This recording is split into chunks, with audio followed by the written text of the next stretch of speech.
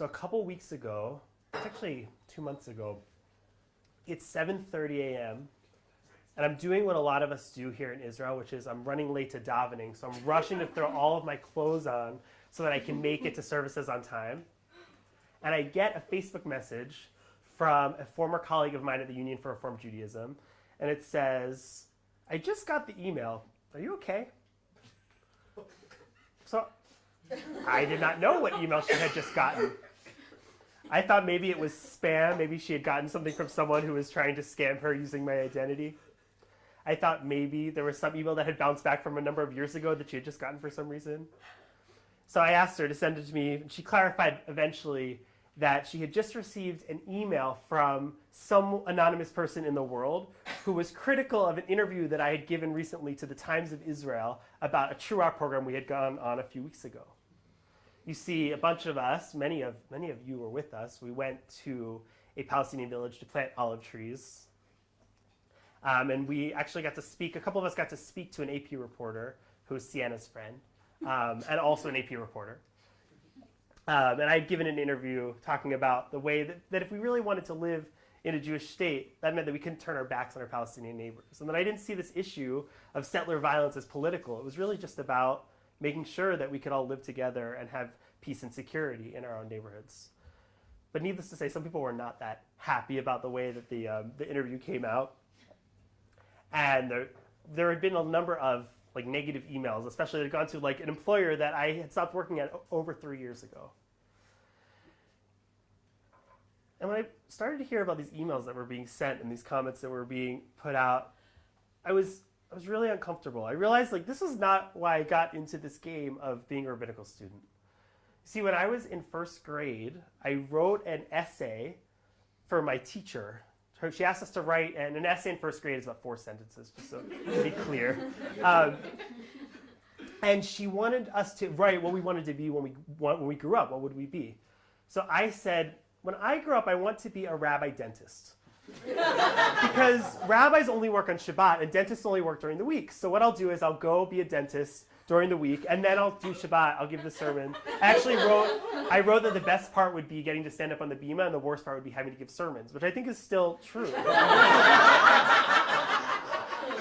But I think the reason that I wrote this was because my dentist was a pediatric dentist, and they gave us toys after our appointment, and they played with us, brushing the teeth of this stuffed animal that had these big teeth so you could practice brushing.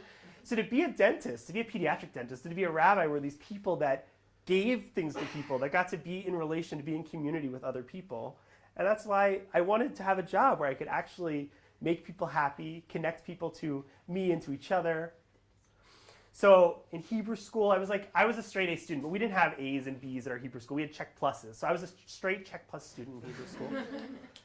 And when I would come to services with my parents, the rabbi would always ask me if I would come up and lead Shalom Aleichem on Friday night. So I'd get up and I would sing Shalom Aleichem in a higher pitch than I do now. And people would come up after services. This probably happened to some of you. And they said, "You should be a rabbi." Because I was one of the only kids that came and knew the words to Shalom Aleichem. So when I gave this interview to the AP reporter, I thought what I was doing was giving people something. I was saying that we can be Zionists that live in this Jewish state. That it didn't need to be a political issue. It was something that we all could embrace. And I realized that was not how a lot of people took it. So this article, when you give an interview to the AP, which I didn't realize at the time, that means you're giving an interview to about 75 different newspapers all around the world. So at about 1 p.m. on a certain day, an article came out that had a really badass picture of Heather planting a tree with a really serious face, and then had an extensive article with a number of quotes from me about what we were doing. It came out in 50 papers, so I started getting emails from people who were seeing it. Many of them were positive. Some of them were negative. There was a comment on the bottom of the Times of Israel article, and I guess I have a little ego. I was looking at the comments. I wanted to see what people were saying about my comments. And one of the people said, he put in quotes, "Rabbi Tyler Dratch." That was his quote. And at first I was like, oh, that's cool. Someone just called me a rabbi.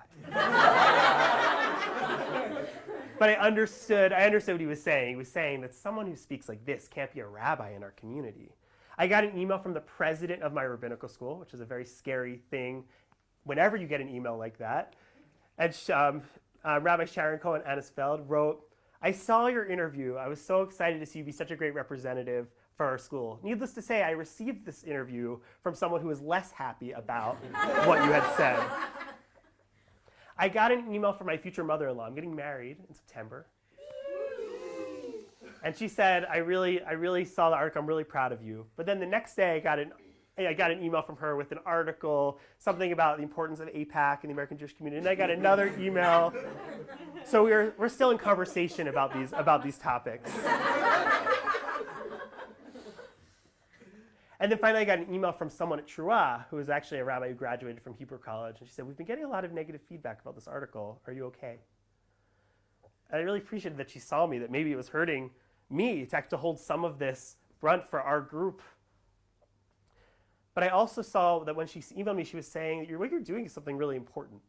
That this is difficult. It's not easy to make the kind of change that we're making with Truah. So I've held on to all these stories. And it's really forced me to think about what I'm doing, what we're all doing to actually enter this work as rabbis, but also to be in the space of Truah. And I'm not there yet. I don't have the answer. But what I've come up with is I think I'm still doing what I was doing in third grade. I was singing Shalom Aleichem on the bima, and the congregation was inviting me to invite the angel into our community for this Shabbat, to hold the peace and the fear and all of the complex emotions of Jews in our community. And I hope that by doing this work, I'll continue to develop my voice, to continue to bring that angel into the community. It might not always be easy, but I think it's the same mission that I was doing then. And even if I can't always be brushing teeth on these stuffed animals as a pediatric dentist or singing Shalom Aleichem at Kiddush, I hope that I'm doing the holy work that I'm set out to do. Thank you.